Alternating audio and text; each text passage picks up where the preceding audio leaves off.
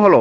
হ্যাঁ, অবরোধ উঠানো হয়েছে কারণ গত রাত্রে আমরা আমাদের যে 9.4 ডিমান্ডসকে নিয়ে ল্যাং অ্যান্ড ব্রেড সব নোডাল অফিসারের সাথে আমরা আলাপ আলোচনা করেছি এবং আমাদের যে ডাউনলাইনদেরকে বোঝানোর জন্য আমরা একটু অবরোধ করতে হয়েছে। এখন আমরা আমাদের অবরোধ এখানে সমগ্র ঘোষণা করছি।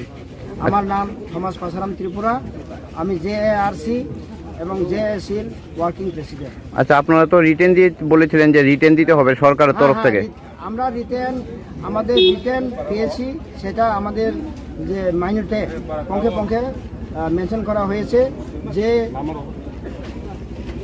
আমাদের ডিমান্ডের উপরে ওনারা আমাদের সাথে যে ডিসকাশন করেছে, যে আলাপ আলোচনা করেছে, সেটা আমরা ওনাদের সাথে বুঝে শুনে আমরা ওই পয়েন্টগুলোকে ওনাদের কাছে উত্থাপন করতে পেরেছি এবং সেই মোতাবেক আমাদের নোডাল অফিসাররাও আমাদেরকে বোঝাতে পেরেছে এবং সেই মোতাবেক আমাদেরকে ইন রিটার্ন মাইনর পাস করে আমাদেরকে দেওয়া হয়েছে। আচ্ছা, মানে রাজ্য সরকার থেকে রিটেন দিয়েছে আপনাদের?